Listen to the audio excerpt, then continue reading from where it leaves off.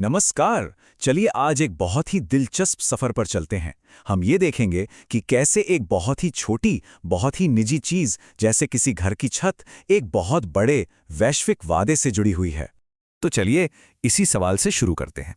सोचने वाली बात है ना, कि भाई मोहाली के किसी एक घर की छत पर जो सोलर पैनल लगा है वो भारत के उस वादे को पूरा करने में कैसे मदद कर सकता है जो उसने पूरी दुनिया से किया है।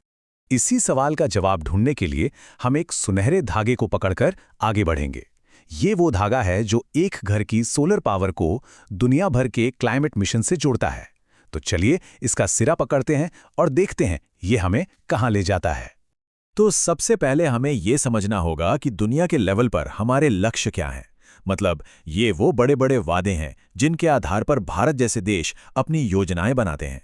तो देखिए, साल 2015 में भारत समेत दुनिया के 193 देशों ने मिलकर 17 लक्ष्यों की एक लिस्ट बनाई थी।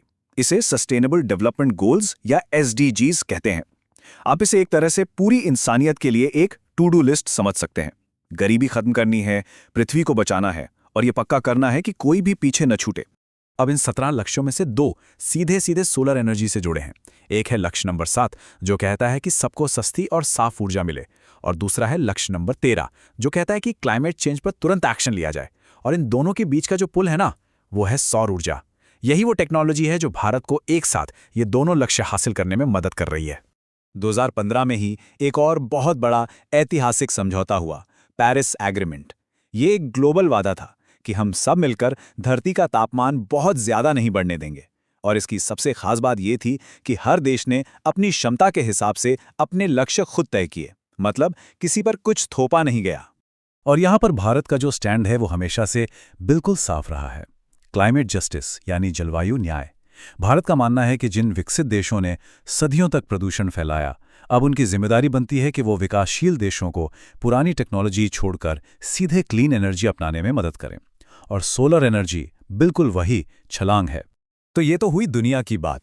अब आते हैं भारत के अपने मिशन पर। ये वो वादे हैं जो भारत ने किए, और कमाल की बात यह है कि उन्हें समय से पहले निभाकर भी दिखाया। तो पेरिस समझौते के तहत हर देश को अपना एक एक्शन प्लान जमा करना होता है, जिसे एनडीसीज कहते हैं। इसे आप आसान भाषा में दुनिया के लिए भारत का क्लाइमेट रिपोर्ट कार्ड समझ सकते हैं। और भारत का ये रिपोर्ट कार्ड तो कमाल का रहा है।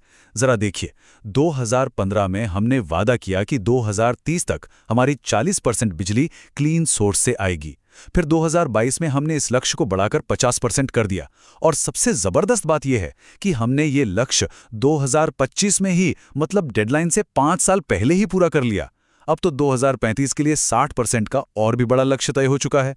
ये दिखाता है कि भारत सिर्फ वादे नहीं करता, उन्हें पूरा भी करता है, और समय से पहले करता है। इन्हीं लक्ष्यों को और साफ करने के लिए भारत ने दुनिया के सामने पंचामृत नाम से अपना 5 सूत्रीय रोड मैप रखा। इसमें बहुत बड़े और महत्वाकांक्षी लक्ष्य हैं, जैसे 2030 तक क्लीन एनर्जी की क्षमता को बहुत ज्यादा बढ़ाना और 2070 तक नेट जीरो हासिल करना, मतलब कार्बन उत्सर्जन को लगभग शून्य कर देना। तो अब सवाल ये उठता है कि ये इतने बड़े बड़े लक्ष्य हासिल होंगे कैसे? जवाब बहुत सिंपल है, एक शब्द में, सोलर। सौर ऊर्जा ही वो इंजन है जो इस पूरे बदलाव को चला रहा है। और ऐसा क्यों है? तो इसकी सबसे बड़ी वजह है लागत। 2010 से लेकर अब तक भारत में सोलर एनर्जी की कीमत में 90% की गिरावट आई है। जी हां, पूरे 90%। आज की तारीख में भारत में सोलर बिजली लगाना एक नया कोयला प्लांट लगाने से भी सस्ता पड़ता है। जरा इस चार्ट को देखिए, ये बहुत साफ साफ दिखाता है कि पिछले एक दशक में क्या हुआ है। जहां 2016 में हमारी क्लीन एनर्जी क्षमता एक लेवल पर थी, वहीं आज वो हमारी कुल बिजली क्षमता का 52% से भी ज्यादा हो चुकी है। ये एक जबरदस्त उछाल है ना? और इस उछाल का असली हीरो है सोलार।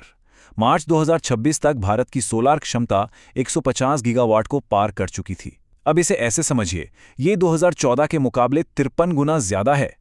सोचिए जरा, सिर्फ 10-12 सालों में 53 गुना की ग्रोथ।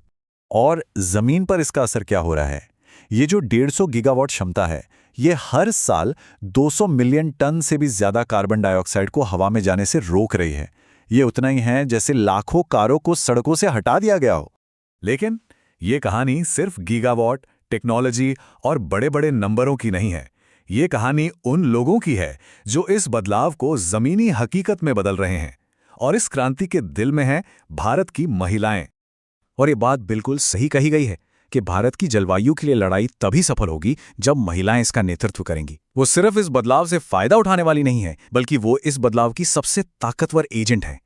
लेकिन यहाँ एक चुनौती भी है और एक बहुत बड़ा मौका भी। देखिए, दुनिया भर में क्लीन एनर्जी सेक्टर में करीब 32% महिलाएं काम करती हैं, लेकिन भारत में ये आंकड़ा सिर्फ 11% के आसपास है। इस अंतर को भरना न सिर्फ जरूरी है, बल्कि हमारी सफलता के लिए बहुत ज्यादा जरूरी है। और इसी अंतर को भरने के लिए एक बेहतरीन समाधान सामने आया है, सूर्य सखी कार्यक्रम। इसके तहत गांव में ही महिलाओं को सोलर टेक्नोलॉजी की ट्रेनिंग दी जाती है और उन्हें अपने ही इलाके में क्लीन एनर्जी का बिजनेस करने वाला बनाया जा रहा है। तो एक सूर्य सखी क्या क्या करती है? वो सिर्फ सोलर पैनल नहीं लगाती, वो परिवारों को सरकारी योजनाओं के बारे में समझाती है, उनकी अपनी भाषा में बात करके भरोसा बनाती है और ये पक्का करती है कि इसका फायदा सबसे गरीब परिवारों तक भी पहुंचे। धीरे धीरे वो अपने गांव की एक सम्मानित लीडर बन जाती है। तो अब हम वापस अपने शुरुआती सवाल पर आते हैं। एक घर की छत से लेकर पेरिस समझौते तक और एक गांव के सोलर पंप से लेकर देश के नेट जीरो लक्ष्य तक, इन सब को जोड़ने वाला जो सुनहरा धागा है वो है सौर ऊर्जा। तो चलिए इस सवाल के साथ खत्म करते हैं। सोचिए, जब लाखों सूर्य सखियां इस क्रांति को आगे बढ़ा रही होंगी, तब भारत का सौर ऊर्जा से रोशन भविष्य असल में कैसा दिखेगा? संभावनाएं सच में असीमित हैं।